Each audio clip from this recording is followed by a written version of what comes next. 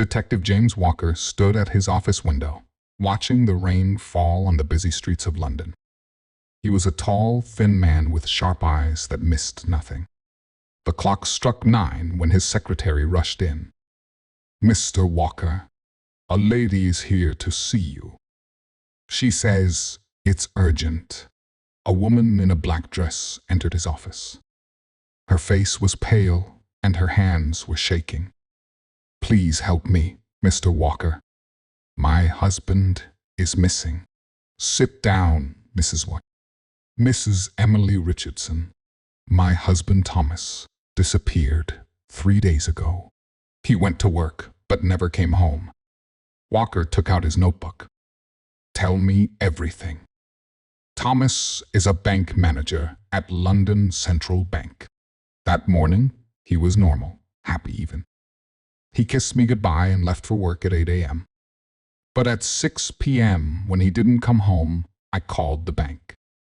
They said he left early at 2 p.m. saying he felt sick. Did he take anything unusual with him? Just his briefcase?" "But," Emily hesitated, "the strange thing is, the day before, I found him burning papers in our garden at midnight." Walker's eyes narrowed. "Did you see what papers they were?" "No." When I asked, he said they were old bank documents. "But Thomas never brings work home. Was he acting different lately?" "Yes." "He couldn't sleep. He kept checking his phone. And last week, I saw him talking to a thin man in a gray coat outside our house. They were arguing." Walker wrote everything down. "I'll need to visit your house and the bank." At the Richardson house, Walker found nothing unusual until he checked Thomas's study. Behind a painting, he discovered a small safe. "Did you know about this, Mrs. Richardson?" Emily looked shocked. "No, I've never seen it before." The safe was locked, but Walker noticed scratches around the keyhole. Someone had opened it recently. He also found tiny pieces of burned paper in the garden. At the bank, Walker talked to Thomas's assistant, Sarah Mills. "Mr. Richardson was acting strange that last day," Sarah said. "He kept going to the vault. Then he got a phone call that made him very upset. He left right after." "Did he take anything from the vault?" Sarah looked nervous. "I'm not supposed to talk about it, but..." He took out a small box. Walker checked the security cameras. They showed Thomas leaving with his briefcase looking worried. Then Walker saw something interesting. The thin man in the gray coat was waiting across the street. Over the next 2 days, Walker followed the clues. He discovered Thomas had been making large transfers to an offshore account. He also found out about a robbery at the bank 5 years ago, where millions went missing. Thomas had been working that day. Then Walker got a call from Emily. "Someone broke into our house." They went through Thomas's study.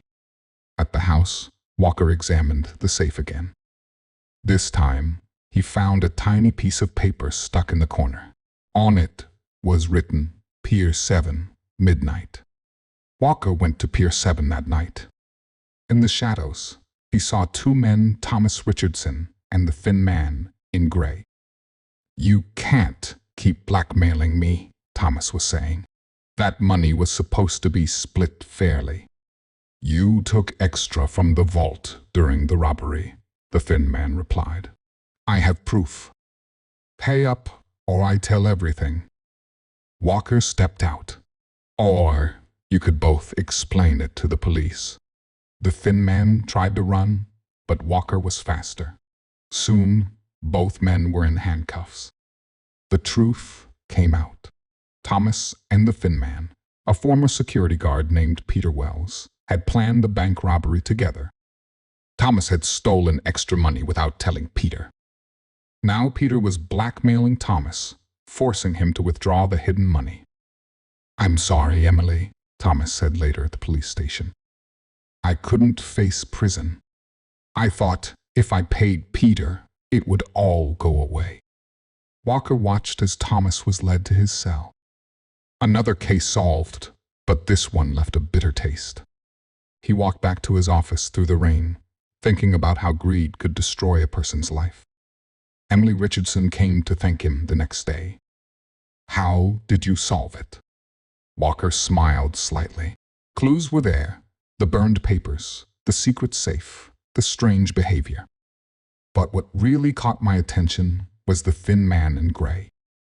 In my experience, when someone's watching your house, they're usually waiting for something. In this case, it was money and revenge. As Emily left his office, Walker turned back to his window. The rain had stopped, and the sun was trying to break through the clouds. Sometimes, he thought, the truth is like that, hidden in darkness until someone shines a light on it. Another case was waiting, and somewhere in London, another mystery needed solving. But for now, Detective Walker just watched the city below, where countless stories were unfolding in the streets of London. The clock struck 5, and Walker picked up his coat. Time to go home until the next mystery called.